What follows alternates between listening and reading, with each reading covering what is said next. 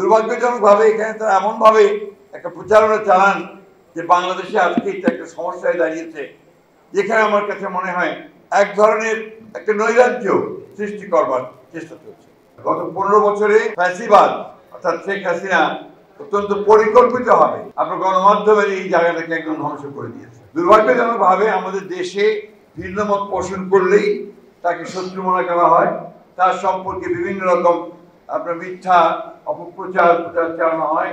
বাংলাদেশের গণতন্ত্রের মাতা দেশনেত্রী বেগম খালেদা জিয়া গত 2 দিন ধরে অত্যন্ত অসুস্থ অবস্থায় এবার কেয়ার হাসপাতালে আছে। আমি অনুরোধ করবো আপনারা সবাই তার আশু রোগ মুক্তির জন্য দোয়া করবেন। প্রিয় ভাই বোনেরা, আমরা গোলাম পরোয়ার সাহেব সঠিকভাবে বলেছেন যে সাংবাদিকদের তাদের নিজস্ব যে দাবি দেওয়া, তাদের নিজস্ব যে কাজ এবং ইউনিয়ন যে মূল যে কাজটা তাদের দাবি দেওয়া নিয়ে মালিক পক্ষ অথবা সরকারের সাথে কাজ করা, সেটাই বোধহয় সবচেয়ে বেশি গুরুত্ব দেওয়া হয়। কোন রাজনৈতিক দলের নিজের ভিত্তিক করে সমস্যার সমাধান হয় না। আপনারা যদি কেউ বিরোধী বলেন বা সরকার দল বলেন তাহলে সেটা কোনো দিয়ে হয় না। গত 15 বছরে ফ্যাসিবাদ অর্থাৎ শেখ হাসিনা অত্যন্ত পরিকল্পিতভাবে আপনার গণমাধ্যমের এই জায়গাটাকে একদম ধ্বংস করে দিয়েছে। আমি অনুরোধ করবো আপনাদেরকে, নেতৃবৃন্দকে, সেই জায়গা থেকে আপনারা দয়া করে বেরিয়ে আসার চেষ্টা করেন। আমি অত্যন্ত কৃতজ্ঞতার সঙ্গে স্মরণ করতে চাই আজকে এখানে যারা নেতৃত্বে আছেন এবং বিএফইউজে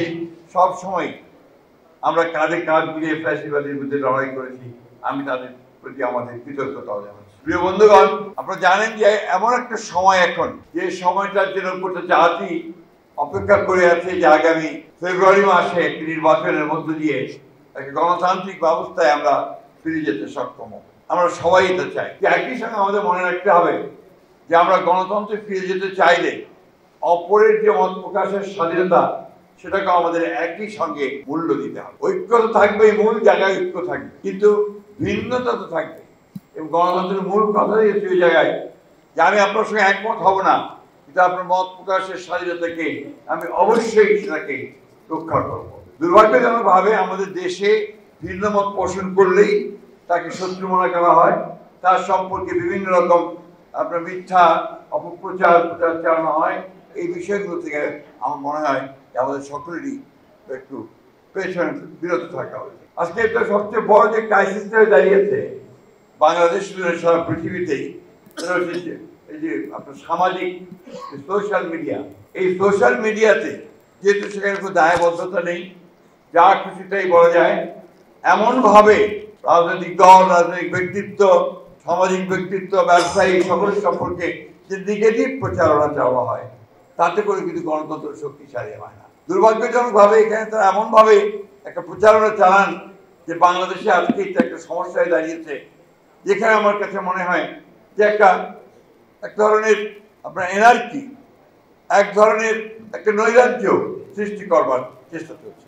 মব ভায়োলেন্স তৈরি করা হচ্ছে, মানুষের বিরুদ্ধে মিথ্যা প্রচারণা করা হচ্ছে, একজন মানুষকে ভিন্নভাবে প্রচার করা হচ্ছে, যা নিঃসন্দেহে আমাদের গণতান্ত্রিক যে যাত্রা, সেই যাত্রাতে কিন্তু আমরা বাধাগ্রস্ত হচ্ছি। আপনারা সবাই জানেন যে বিএনপি প্রমাণিত একটি রাজনৈতিক দল।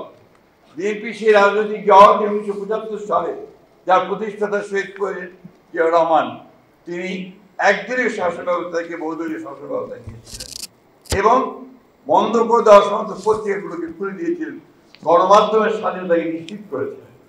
ঠিক একইভাবে পরবর্তীকালে আমাদের নেত্রী দেশনেত্রী বেগম খালেদা জিয়া গণমাধ্যমের স্বাধীনতার জন্য যা কিছু করা দরকার তিনি চেষ্টা করেছেন।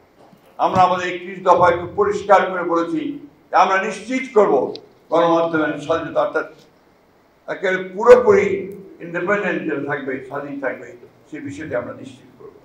এ ব্যাপারে আমাদের কমিটমেন্ট পরীক্ষিত, নট দ্যাট যে আমরা শুধুমাত্র কথার কথা বলে আমরা এই কথাগুলো বলছি, এটা আমরা আমাদের পরীক্ষা করে দিয়েছি। এখানে এক ভাই বলেছেন চ্যানেল আই কথা, চ্যানেল আইকে আপনার বিএনপির সঙ্গে জড়াচ্ছে কেন? দুঃখিত, চ্যানেল 1 তাকে তো জড়াচ্ছে কেন? এটা একটা প্রাইভেট অর্গানাইজেশন, ব্যক্তি মালিকানাধীন একটি প্রতিষ্ঠান। প্রতিটি আপনার হাউসই কিন্তু ব্যক্তি মালিকানাধীন রয়েছে। এখানে কোনো রাজনৈতিক দলকে সম্পৃক্ত করাটা আমার মনে হয় সঠিক হবে না। আমার এই জায়গাগুলো আপনাদের বিবেচনা করা দরকার। আর সবচেয়ে বড় জিনিস সেটা কি, আপনি যদি আপনার অধিকার প্রতিষ্ঠিত করতে চান চাকরির ক্ষেত্রে বা অন্যান্য ক্ষেত্রে, আপনার ইউনিয়নকে আরো শক্তিশালী হতে হবে, আপনাদেরকে শক্তি দাঁড়াতে হবে। কোন দলের লেজবৃত্তি না করে আপনাদেরকে দাঁড়াতে দাঁড়াতে দেখবেন যে আপনার অধিকারটাকে আপনি আদায় করতে পারবেন। অর্থাৎ সত্যিকার অর্থে ইউনিয়নের দায়িত্বটা আপনাকে দায়িত্বশীলতার সঙ্গে পালন করতে হবে। আমি এই বক্তব্য দীর্ঘ করবো না, কারণ আমাদের একটু পরে নামাজের পরেই আবার ম্যাডামের লোকমুক্তির জন্য দোয়ার একটা অনুষ্ঠান আছে। আমি আশা করব যে আজকে এই সম্মেলনের মধ্যে দিয়ে সাংবাদিক, বাংলাদেশের সাংবাদিক জগতে, এই সমাজে একটা নতুন একটা ধারণা সৃষ্টি হবে। সেই ধারণাটা হচ্ছে যে আমরা বাংলাদেশকে সত্যিকার অর্থেই একটা গণতান্ত্রিক রাষ্ট্রে পরিণত করব।